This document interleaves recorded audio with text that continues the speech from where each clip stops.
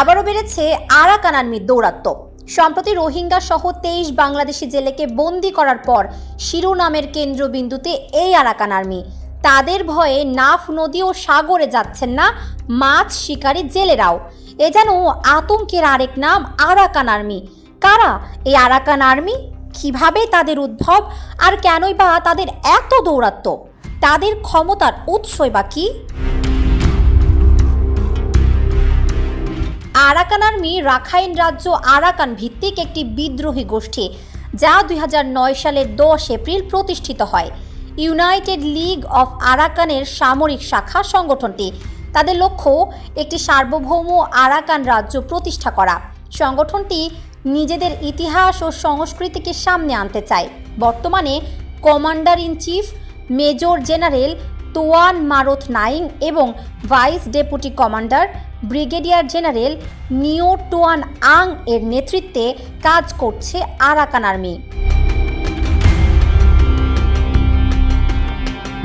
2015 সালের এপ্রিলে রাখাইন রাজ্যের কিয়াওকতাও টাউনশিপে মিয়ানমার সেনাবাহিনীর সাথে তাদের সংঘর্ষ হয়। এই সংঘর্ষের মাধ্যমে প্রথমবার আলোচনায় আসে আরাকান আর্মি।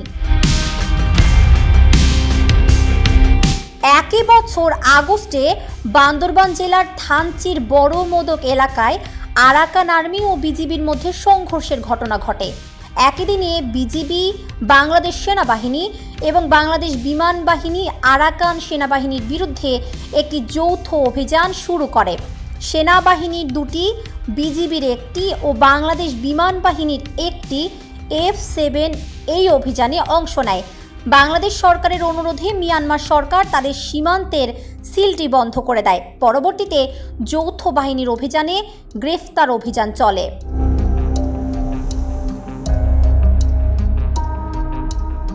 2016 সালের অক্টোবরে উত্তর রাখাইন রাজ্যে রোহিঙ্গা বিদ্রোহী ও বার্মিজ নিরাপত্তা বাহিনীর মধ্যে সংঘর্ষের পর আরাকান আর্মি রোহিঙ্গাদের বিরুদ্ধে একটি প্রেস বিবৃতিতে সেখানে অপরাধীদের বর্বর বাঙালি মুসলিম সন্ত্রাসী এবং সহিংসতাকে উত্তর আরাকানে বাঙালি ইসলামিক মৌলবাদী জঙ্গিদের তাণ্ডব বলে অভিহিত করে।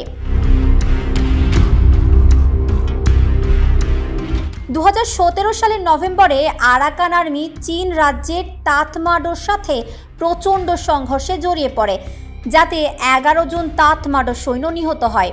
মিয়ানমারের জান্তা সরকারের বিরুদ্ধে আরাকান আর্মির একের পর এক যুদ্ধের পর সংগঠনটি মিয়ানমারের শক্তিশালী স্থান দখল করেছে। বর্তমানে মিয়ানমারের অধিকাংশ সীমান্তই আরাকান আর্মির দখলে।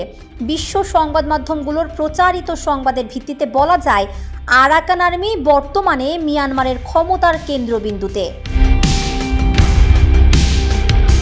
2014 সাল থেকে রাখাইনে আরাকান আর্মির নিজস্ব প্রশিক্ষণ শিবির রয়েছে। মিয়ানমার পিস মনিটরের মতে 2014 সালে 1500-রও বেশি সৈন্য ছিল তাদের।